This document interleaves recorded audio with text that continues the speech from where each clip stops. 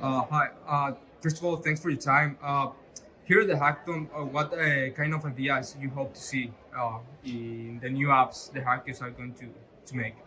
Yeah, there's a lot of opportunity right now, I think, with AI and machine learning to kind of create new types of experiences that just weren't maybe possible before. Even 6 months ago, we didn't really have these easy and accessible APIs like ChatGPT and GPT-3 that allow you to kind of aggregate data, presenting new views on that data.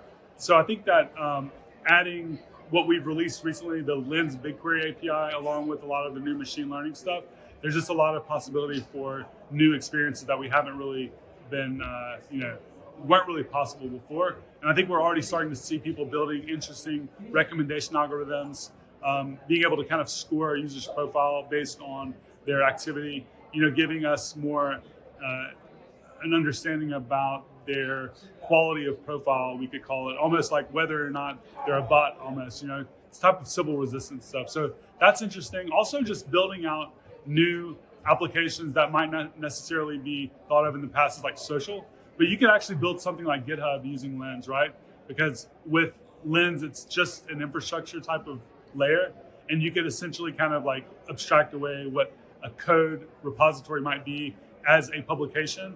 A publication could be pointing to a decentralized storage protocol with that code living on something like Arweave, and then a new update might be an anchor to that original publication, and you can kind of like create that type of application. So there's a lot of things that people really haven't quite built yet. We see a lot of like people try to recreate things like Twitter, Instagram, and those are really great ideas because now you have monetization built in that really isn't possible on like quote unquote Web 2.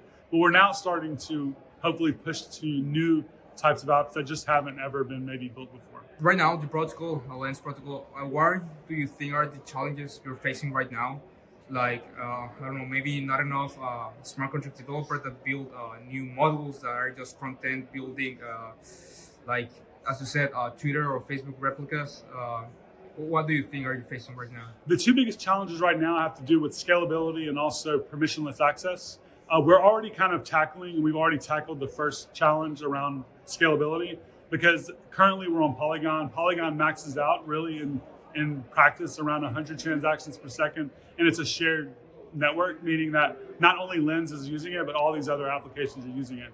So when you look at Twitter, I think you've seen Elon Musk mention that they're hitting like 50,000 transactions per second around like high volume times, like with the World Cup and stuff. And if you kind of compare that with Polygon at 100 transactions per second, we're obviously orders of magnitude away from where we need to be to kind of build out the scale that we want to see.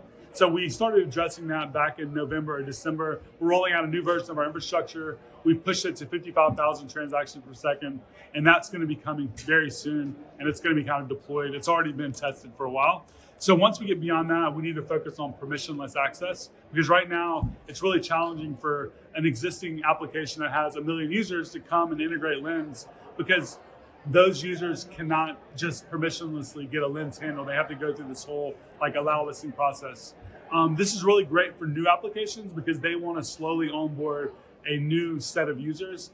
But for applications that have a large number of users, it's harder to integrate Lens.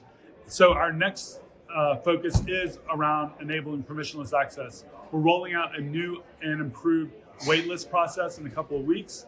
And then once that's rolled out, along with our new infrastructure, we're then rolling out some new updates to ultimately enable permissionless access.